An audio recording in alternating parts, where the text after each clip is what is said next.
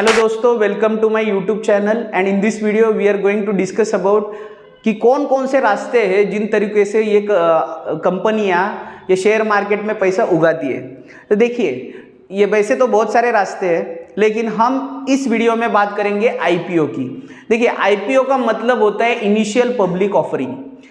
कोई भी कंपनी जब उसका साइज थोड़ा सा बड़ा हो जाता है, जब लोगों को उसका बिजनेस दिखने लगता है, तो शेयर मार्केट में आता है और लोगों को बोलता है भाई ये मेरा बिजनेस है, इसका फ्यूचर ऐसा ऐसा है, तो मेरे को मेरा बिजनेस बढ़ाने के लिए कुछ पैसा चाहिए। तो वो खुद का आईपीओ लेके आती है, जिसको बोलते हैं इनिशियल पब्लिक ऑफरिंग।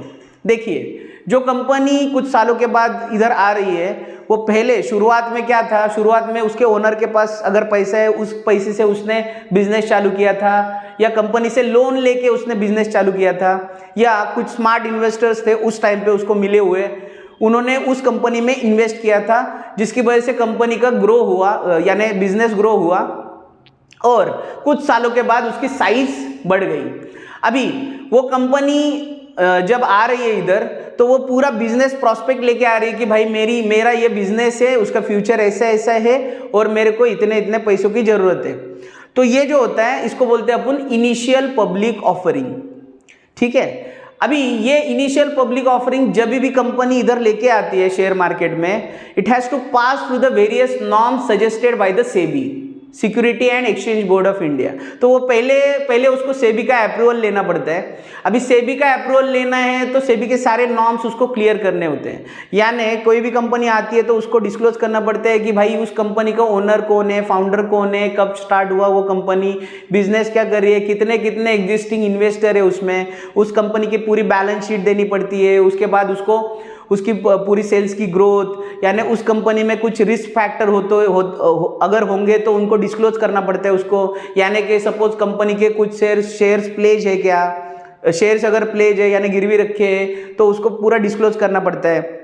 ये सारी बातें उसके प्रॉस्पेक्ट फॉर्म में या प्रीफर फॉर्म बोलते हैं, उसमें सारी उसको डिस्क्लोज करनी पड़ती है। तो सारी जो बातें हैं, जो नेसेसरी नॉर्म्स है, उसको क्लियर करने के बाद सेबी से उसको अप्रूवल मिल जाता है। अभी सेबी से अप्रूवल मिलने के बाद उसका वो आईपीओ जो है, उसका एक भाव डिसाइड करने का रहता है, यानी प्राइस डिसाइड करने का रहता है। अभी सेबी उसमें दखल अंदाजी नहीं करता है।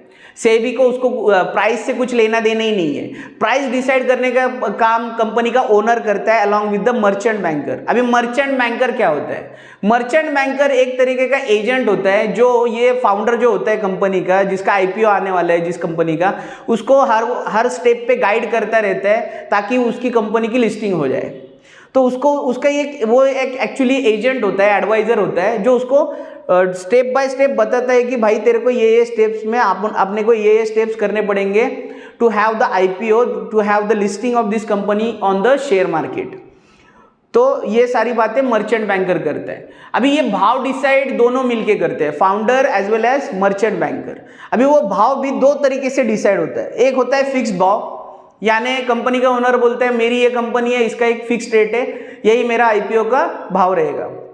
दूसरा तरीका उसका होता है जिसमें वो प्राइस की रेंज देता है, यानी एक लोअर रेंज रहती है, एक हायर रेंज रहती है, जिसमें लोग क्या करते हैं, बिडिंग करते हैं। तो जिस डायरेक्शन में ज़्यादा बिडिंग आएगी, अगर हायर रेंज में बिडिंग आई तो हायर प्राइस होता है। जैसे कि एक एग्जांपल आपको देता हूँ, सपोज उसका जो प्राइस रेंज है 150 से लेके 180 है, तो कुछ लोग क्या करेंगे 150 पे बिडिंग करेंगे, कुछ लोग 180 पे बिडिंग करेंगे। तो जिस डायरेक्शन में वो ज़्यादा होगा बिडिंग, या जो भी रेट है, 160 पे ज़्यादा बिडिंग आई तो 160, यानी जिस रेट पे ज़्यादा बिडिंग आएगा वो उसका भाव फिक्स्ड हो जाता है। तो ये तो हुई भाव कैसे फिक्स्ड होता है आईपीओ का, उसकी बात। अभी भाव फिक्स्ड होने के बाद नेक्स्ट स्टेप है कि भाई सेबी अगर ये अप्रूव कर रही है, आईपीओ का अप्रूव कर रही है, तो ये कभी भी ऐसा नहीं है कि सेबी रेकमेंड कर रही है कि आप वो उस कंपनी का आईपीओ ले लो। यानी approval of the SEBI, approval given by the SEBI does not recommend that this company is good or bad। इसका एक कदापि मतलब नहीं है कि सेबी बोल रही है बहुत अच्छी कंपनी है, आप खुद ही मार दो। नहीं नहीं नहीं, ये काम आपने करना है। आपने देखना है इस कंपनी के फंडामेंटल्स अच्छे हैं क्या, जो भी उसका डिस्क्लोजर है उसको पूरी तरीके से स्टडी करना है। ये कंपनी जो डिस्क्लोज कर रही है बातें, उन सारी बातों को स्टडी करने के बाद आपने एनालिसिस करना है कि अगर ये कंपनी अच्छी है या बुरी है। अगर आपको लगता है ये कंपनी बहुत अच्छी है और इसका फ्यूचर अच्छा है, तभी आपने इन्वेस्ट करना है उसके आईपीओ में। ये तो हो गई बात कि सेबी से अप्रूवल और उसका रिकमेंडेशन, इसकी कुछ बातें ही नहीं है।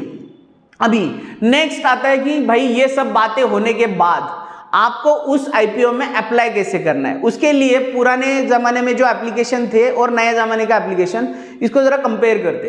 पुराने ज़माने में लोगों को जब आईपीओ में पार्टिसिपेट करना रहता था तो उनको चेक देना पड़ता था, जिसकी वजह से उनका पैसा कंपनी के अंदर फंसा हुआ रहता था। तो ये डेली बेसिस पे इसमें बदलाव हो रहे हैं। अभी देखिए, अभी पहले 10 से 15 दिन लगते थे, अभी वो कंपेरेटिवली लेस डेज में इसकी कोई भी आईपीओ की यानी कंपनी की लिस्टिंग हो जाती है। तो अभी 4-5 डेज का और पूरे का पूरा प्रोसेस अभी ऑनलाइन है और आपका पैसा किधर भी अटकता नहीं है।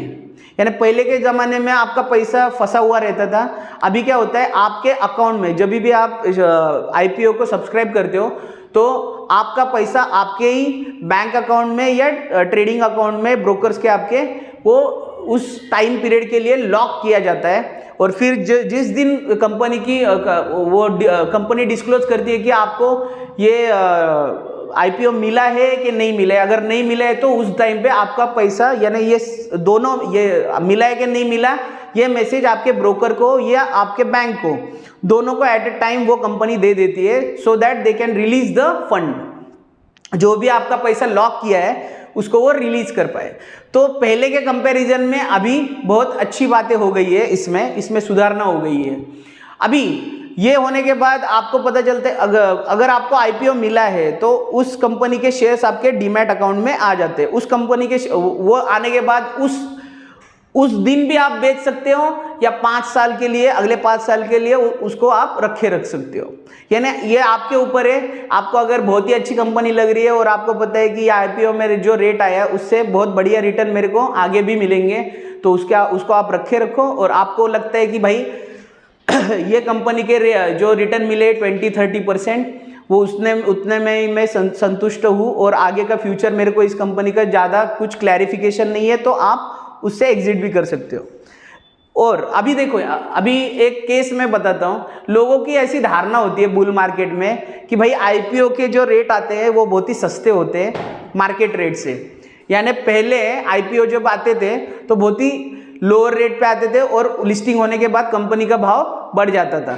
तो ये जो है ये गलत धारणा है। बुल मार्केट में ऐसे हजारों स्टॉक में, सैकड़ों स्टॉक में बता सकता हूँ जिनके आईपीओ के रेट 5-5 साल तक भी नहीं आते। तो ये सारी बातें हैं। तो हमने जब आईपीओ में ये करना है, सब्सक्रिप्शन करना है या आईपीओ में पार्टिसिपेट करना है, तो ये हमने ध्यान में रखना है कि आगे उस कंपनी का फ्यूचर अच्छा हो, तभी हमने उसको ये करना है, अप्लाई करना है, वरना नहीं करना है, वरना हम लॉस में ही जाएंगे। अभी मैं आपको कुछ एग्जाम्पल देता हूँ।